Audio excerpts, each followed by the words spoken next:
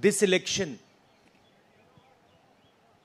is about those who are trying to destroy the Constitution and destroy democracy in this country versus those who are trying to protect the Constitution and protect democracy in this country.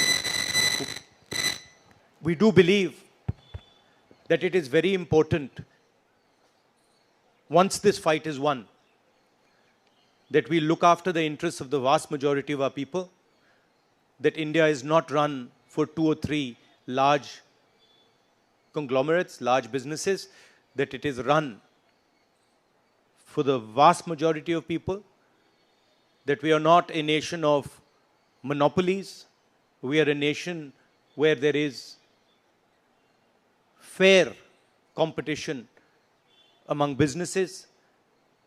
So I think it's important to understand that this election is a fundamentally different election. I don't think democracy has been as much at risk, the Constitution has been as much at risk as it is today.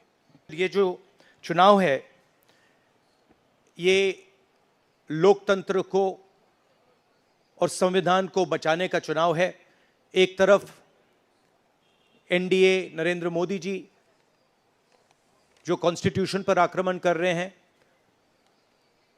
लोकतंत्र पर आक्रमण कर रहे हैं, institutions को capture कर रहे हैं, और दूसरी तरफ इंडिया अलायंस जो कॉन्स्टिट्यूशन की रक्षा करता है, लोकतंत्र की रक्षा करता है. तो ये चुनाव इन दोनों फोर्सेस के बीच में है. मेरा सवाल राहुल जी आपसे है. राहुल जी, सवाल आपसे ये है कि 2014 में जैसे ही मोदी सरकार आई थी, आपने एक बयान दिया था और आपने ये कहा था कि देखते जाइए धीरे धीरे कॉन्स्टिट्यूशनल इंस्टीट्यूशंस जितने भी हैं देश पे, उस पे आरएसएस और बीजेपी का कब्जा हो जाएगा.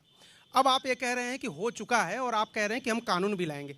क्या आपको ऐसा नहीं लगता राहुल जी कि ये जब आप करेंगे तब बीजेपी आपके ऊपर ये आरोप लगाएगी कि चूंकि केसेस जो है या पूछताछ विपक्ष के नेताओं से ज्यादा हुई, इसलिए ये प्रतिक्रिया में लाया गया रिएक्शनरी लॉज अमेंडमेंट होंगे? ये सबसे पहले ये समझना होगा कि हिंदुस्तान के राजनीतिक स्ट्रक्चर में हो क्या रहा है. आरएसएस ने और बीजेपी ने और खासतौर से नरेंद्र मोदी जी ने जो स्ट्रैटेजी बनाई है, उसका फाउंडेशन क्या है, उसकी नींव क्या है, सबसे पहले यह समझना है. नरेंद्र मोदी जी ने जैसे अदानी जी की मोनोपोली है पोर्ट्स पर, इंफ्रास्ट्रक्चर पर, डिफेंस में, वैसे नरेंद्र मोदी जी ने पॉलिटिकल फाइनेंस की मोनोपोली बनाई है. कैसे बनाई है? ED, CBI, income tax department का प्रयोग करके. अगर आप बॉन्ड स्कीम्स को देखें तो उसमें साफ दिख जाता है कि नरेंद्र मोदी जी ने, बीजेपी ने एक प्रकार से पॉलिटिकल फंडिंग एक्सटॉर्शन से, धमकी से, प्रेशर से बनाई है. खारगे जी ने कहा जो भी भ्रष्ट हैं वो सब बीजेपी में जा रहे हैं. उसका कारण है क्योंकि नरेंद्र मोदी जी चाहते हैं कि पॉलिटिकल फाइनेंस की मोनोपोली उनके हाथों में हो. अब हमारे बैंक अकाउंट बंद कर दिए, हमारे पास ओरिजिनल रास्ता जो था वही हमारा रास्ता है. हम जनता के साथ जाकर मिलकर उनके लिए लड़ते हैं. ये जो मैनिफेस्टो बना है, ये मैनिफेस्टो कांग्रेस पार्टी ने नहीं बनाया है. ये मैनिफेस्टो हिंदुस्तान की जनता ने बनाया है. हमने सिर्फ इसको लिखा है, ठीक है, और हमने सिर्फ इसको लिखा है। जो किसानों ने हमें बताया, खारगे जी को बताया, मुझे बताया, बाकी नेताओं को बताया, वो हमने लिखा है। चाहे वो रोजगार की बात हो, चाहे वो कॉन्ट्रैक्ट लेबर की बात हो, हजारों लोगों से बात करके हमने ये हिंदुस्तान की आवाज है, ये लिखी है। मगर जो राजनीति में आज हो रहा है वो क्लियर है कि सब पार्टीज को नरेंद्र मोदी, ईडी, सीबीआई, इन इंस्टीट्यूशंस को कैप्चर करके फाइनेंशियली मोनोपोली बना रहे हैं अपनी। और चुनाव के बाद रियलिटी है कि ये जो फाइनेंशियल मोनोपोली बड़ी इंटरेस्टिंग चीज है, क्योंकि सारा इंफॉर्मेशन, सारा का सारा इंफॉर्मेशन, किससे एक्सटॉर्शन किया है, किसको कॉन्ट्रैक्ट दिया है, कॉन्ट्रैक्ट देने के बाद उसने कितना पैसा दिया है, वो पूरी ब्लूप्रिंट, पूरी की पूरी ब्लूप्रिंट इलेक्टोरल बॉन्ड्स में लिखी हुई है। तो नरेंद्र मोदी जी ने आज नहीं तो कल ऑपोजिशन को पूरी chargesheet, proof sheet electoral bonds के थ्रू पकड़ा दी है। तो इसीलिए थोड़ा टेरर हो रहा है उनको, इसीलिए नंबर निकला है 400 पार। इसलिए ये महाराष्ट्र में हमारे नेता ले जा रहे हैं, हरियाणा में सब जगह हमारे नेता ले जा रहे हैं, क्योंकि इनको लग रहा है कि भैया अगर 400 पार नहीं 180 हो गई, 160 हो गई, 140 हो गई तो नैया पार हो जाएगी। Thank you. पिछले लोकसभा चुनाव में राहुल जी आपने मुझे याद है कहा था, you were convinced that time कि मोदी जी जा रहे हैं, मोदी जी का वक्त ख़त्म हो गया है। ऐसा हुआ नहीं, होता है राजनीति में। इस दफ़ा नरेंद्र मोदी को आप कितनी बड़ी राजनीतिक चुनौती मानते हैं सर 2024 के चुनाव में? देखिए 2019 में ये शुरू हुआ, आज ये एक तरह पीक पे पहुंच गया है। हिंदुस्तान के सारे इंस्टीट्यूशंस उनके हाथ में हैं, पॉलिटिकल फाइनेंस की मोनोपोली उनके हाथ में है। CBI, ED, income tax, EC, ये सारे के सारे बीजेपी के हाथ में है, बीजेपी के कंट्रोल में है।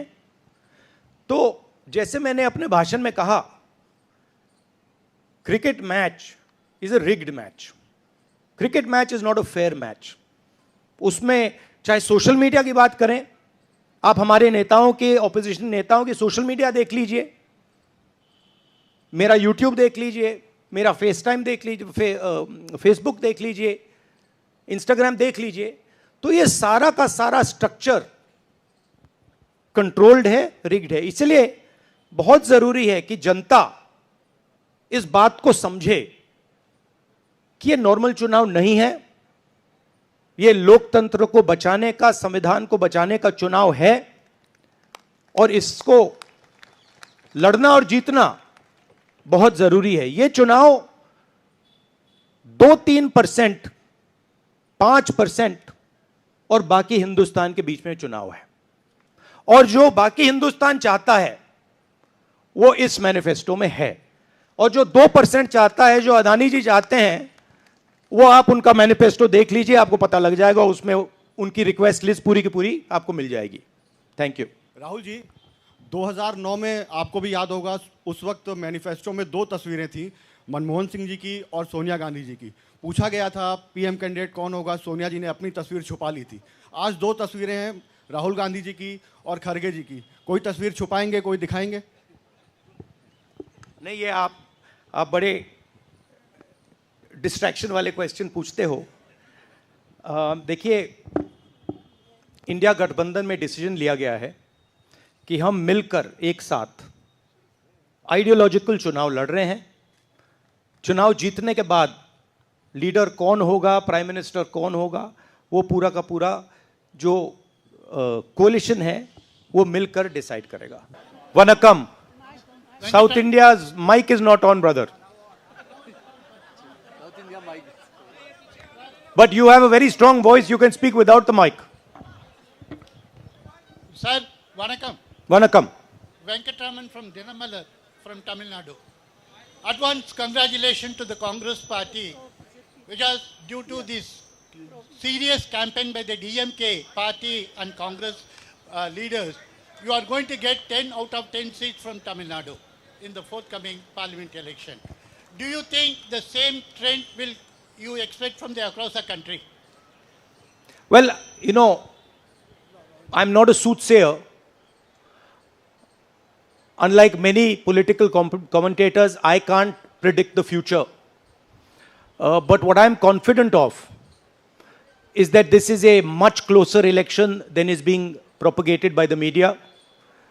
It is a close election, and we are going to fight an excellent election, and we are going to win the election. Thank you. Please do remember one thing.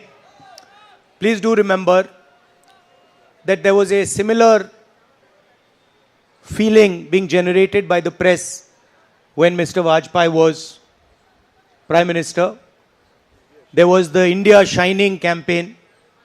So we have a similar idea being propagated. India Shining with 2-3 new dimensions.